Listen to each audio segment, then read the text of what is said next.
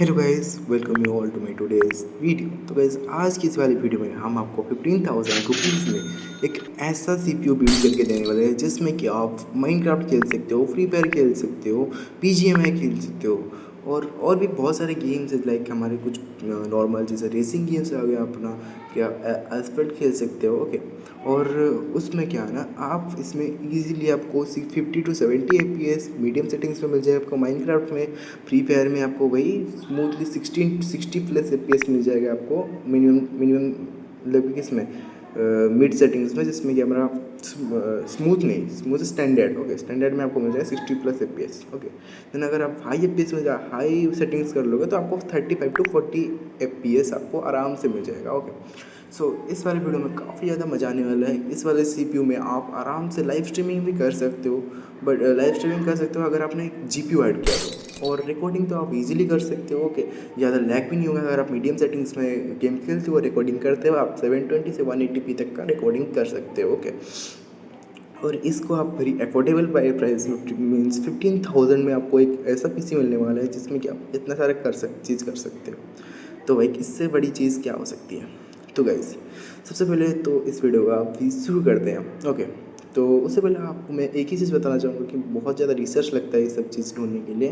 तो प्लीज़ आप ये वीडियो को लाइक कर देना और चैनल को भी सब्सक्राइब कर देना। और ऐसे ही पीसी के ऊपर कंटेंट्स चाहते हो तो भाई अपने तो सब्सक्राइब तो करना पड़ेगा भाई।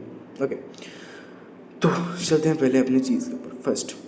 First thing is our motherboard. Okay, without motherboard थोड़ी ना हमारा पीसी चलेगा।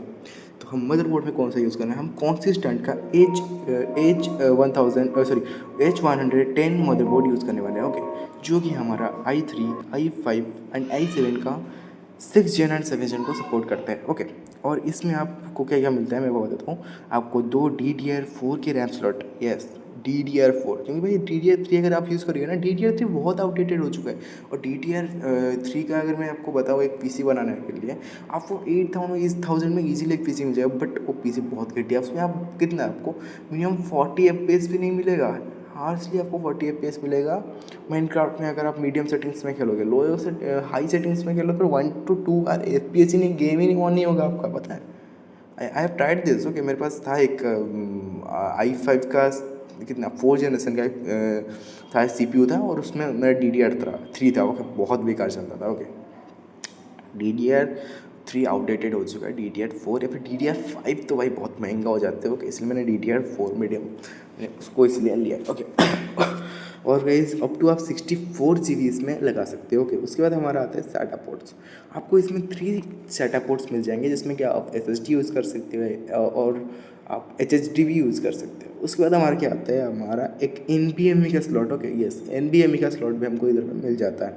और इधर पे एक PCI का स्लॉट भी मिलता है, जिसमें कि आप अपना ग्राफिक्स कार्ड लगा सकते हो। ओके, तो और एक चीज़ इसमें क्या है ना, आपको 3 इयर्स की वारंटी भी मिलती है। ओके, आपको 3 इयर्स की वारंटी, समझ रहे हो ना, आपको कॉन्सिस्टेंट दे रहा है 3 इयर्स की वारंटी। अगर 3 इयर्स में कुछ भी ख़राब हुआ तो आप उनको लेके उनके मुंह पे फेंक दो, लौटा दो। ओके, और उसके बाद हमारा इसका प्राइस क्या आता है, तो इसका प्राइस आता है आपका 3,360 रुपीज़। और एक चीज़ गड़बड़ इसमें, एक चीज़ मैं बता रहा हूँ आपको कि इसमें आपको वाईफाई डोंगल नहीं, मतलब वाईफाई इनबिल्ट वाईफाई नहीं मिलेगा। तो आपको एक वाईफाई डोंगल, या फिर मैं आपको प्रीफर करता हूँ आप वाईफाई डोंगल में यूज़ करो। आपको अगर घर में अगर लैन पोर्ट है तो आपको घर में अगर वाईफाई है तो लैन पोर्ट से यूज़ करो, क्योंकि वाईफाई बहुत बेकार चलता है। कि ये जो बाहर के जो कितना आपको मिनिमम 1 to 2 MB/s दे देंगे, जो नॉर्मल जो मार्केट में 200-300 रुपये वाले वाईफाई आते हैं। इसलिए मैं बोलता हूँ कि वाईफाई मत यूज़ करो, लैन पोर्ट यूज़ करो। ओके, तो ये आ गया हमारा चीज़, और इसके प्राइस तो मैंने आपको बता दिया 3,360 रुपीज़। तो नेक्स्ट हमारा आता है CPU।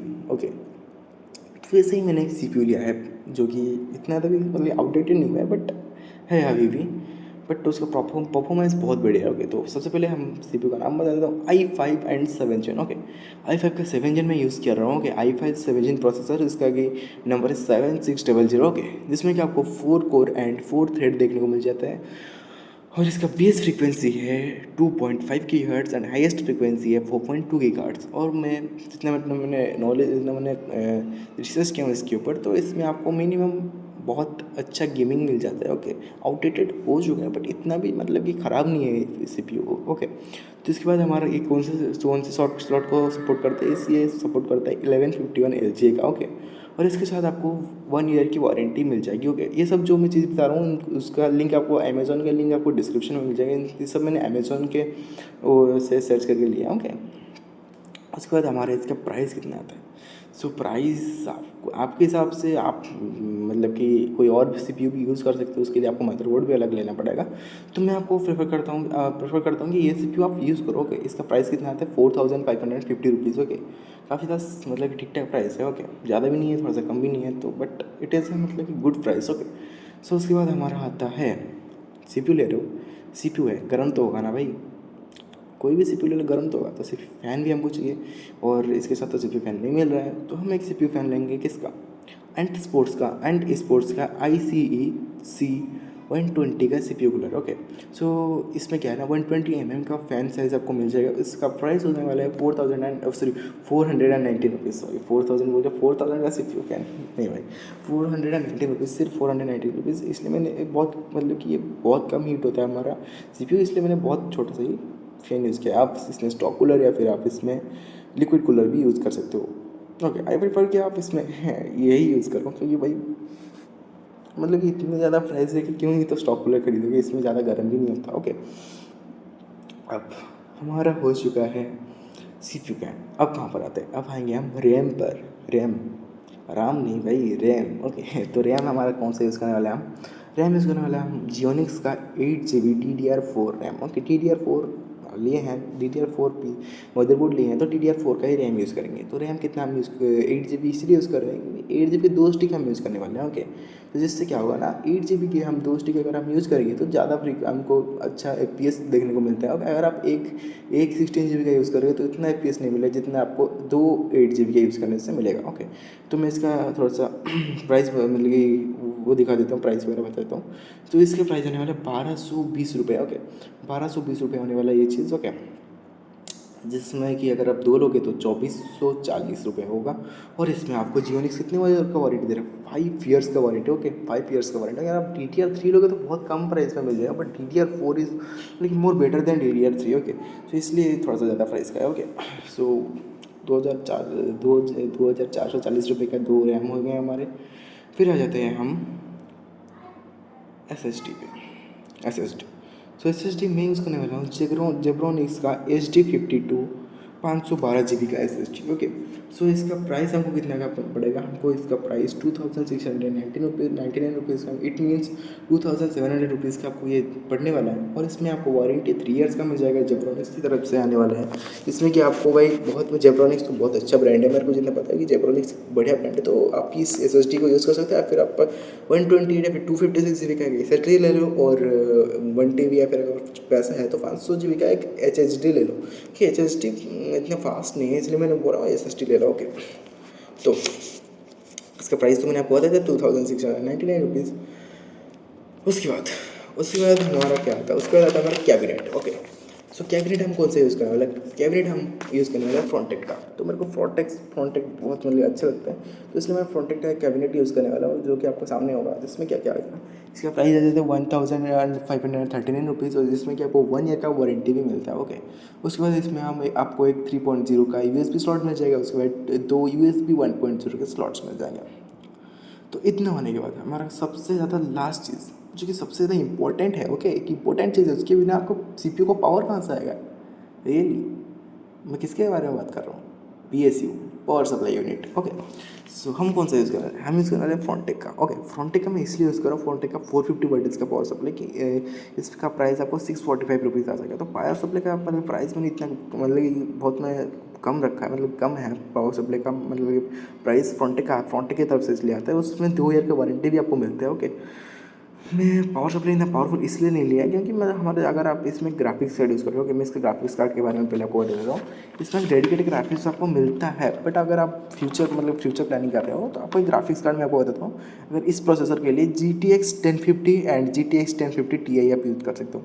इसका प्राइस इतना ज़्यादा मतलब फ्लक्चुएट होता है, बहुत इसमें फ्लक्चुएशन है। ओके, तो जिसका प्राइस आपको मैं तो मिनिमम देख रहा हूँ 7000 का मिनिमम मिल रहा है। ओके, मिनिमम 6000 समथिंग का मिलता है, और टोटल मतलब कि ऐसे मीडियम में आपको 7,000 का मिल जाएगा ये वाला प्रोसेसर। ओके, और ये 70 वाट लेता है, तो हमारा ये 450 वाट है इसका, आप इजीली हैंडल कर सकते हैं 450 वाट इसका पावर सप्लाई।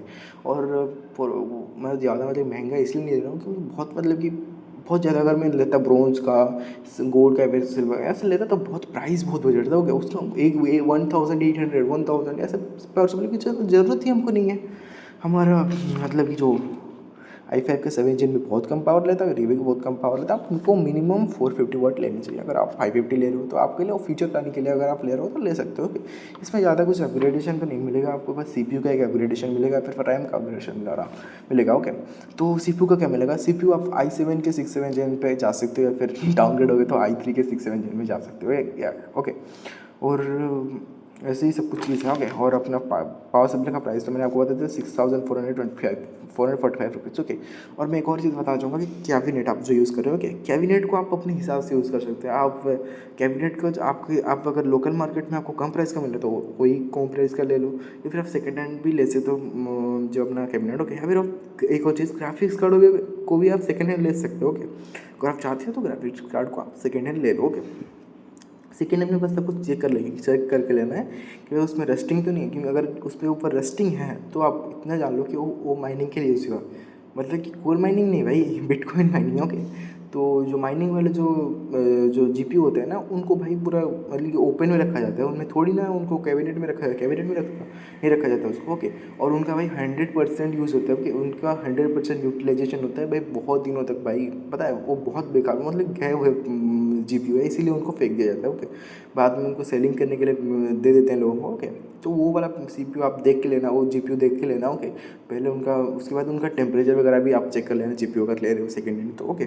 और आप कैबिनेट की बात करते हैं अपन अभी, और कैबिनेट आप यूज़ कर सकते हो कुछ भी। ओके, आपके उस हिसाब से आप फोनटे का कोई 800 रुपये वाला यूज़ कर सकते हो, 1500 रुपये वाला, 2000 आपके पास अगर ज़्यादा पैसा है 10,000 20,000 ऐसे आप कैबिनेट यूज़ कर सकते हो। ओके, आई प्रेफर कि भाई आप अपने लोकल मार्केट से सबसे कम प्राइस वाला कैबिनेट यूज़ करो, कैबिनेट से ज़्यादा कुछ परफॉर्मेंस में फ़र्क नहीं पड़ता।